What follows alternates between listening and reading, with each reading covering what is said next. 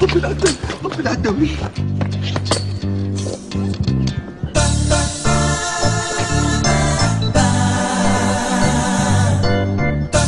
وينك؟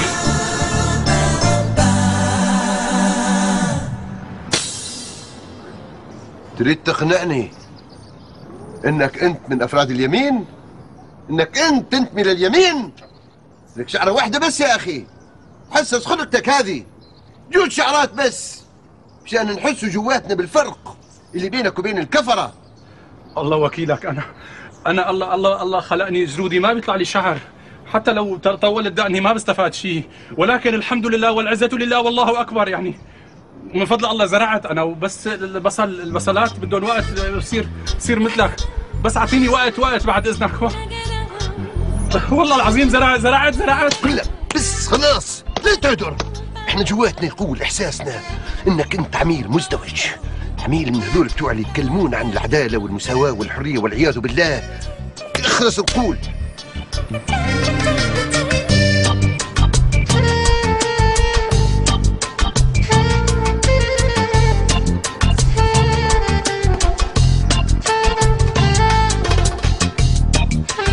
انظر، شوف بعينك، هذا منظر وانت منظر. شوف هذا الرجل العفيف الشريف، ما شاء الله تبارك الله. السلام عليكم ورحمة الله. وعليكم السلام ورحمة الله وبركاته. انظر إلى الإيمان كيف يشرشر شرشرة، شوف التقى، شوف الورع. إحساسنا وباطننا وعقلنا كله يقول إنه أنت ميولك يسارية. اقسم بالله العلي العظيم انه انا من يوم اللي ولدتني امي وانا يميني. يعني انا بكره اليساريين اصلا. مولانا انا دائما ادعو الى قيام الدوله الاسلاميه العتيده، وما رميت اذ رميت ولكن الله رمى. الان الفحص يبين معانا كل شيء، كل حاجه. شو يعني راح يحللوا لي دمي؟ يعني شو الان ترى بعينك. تعالوا ايها الاخوه، خذوه وافحصوه. السلام عليكم. هلا برجيكم البصلات محمد. راد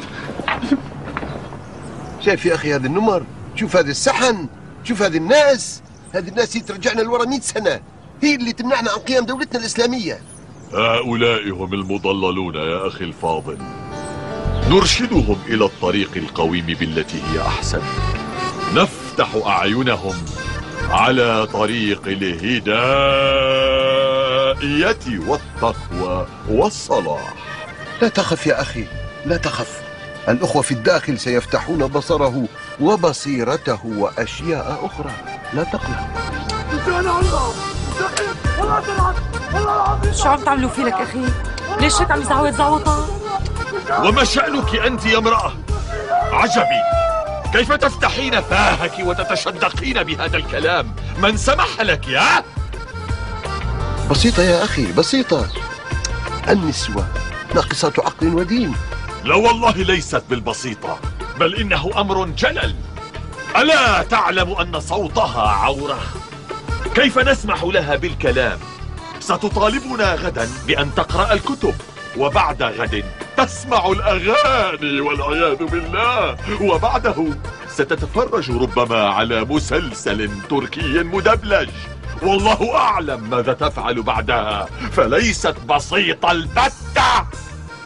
ألديك كرباج أو خلف رمان؟ لأنني يجب أن أعاقبها وأجلدها على الأقل 85 جلدة. لا يا أخي، الأمر لا يستاهل. لا يستاهل؟ وشلون طلعت معك هي لا يستاهل؟ يستاهل ونصف. من كبيرك أنت؟ من كبيرك؟ أبو البراء أم سيف الشام؟ عجبني لعنة الله عليك. أنتم بتساهلكم من أوصلنا إلى هذه المواصيل ومنعتم قيام دولتنا العنيفة الإسلامية. خلص يا أخي خلص، نقول خذ الحرمة ديالك وروحوا لمشاكلك في البيت. لا وألف كلا ولا. مشكلتي لم تعد مع هذه الحرمة، مشكلتي أصبحت معك أنت. أنتم بتساهلكم وتغاضيكم عن كبائر الأمور أوصلتمونا إلى هذه المواصيل. يا أخي أستحلفك بالله وبأنبيائه، خذ الحرمة ديالك وروح لمشاكلك في البيت، خلي النهار يمضي على خير. لن أذهب، بل سأقف لك هنا بالمرصاد، وسأعود إليك مجددا لأحاسبك حسابا عسيرا.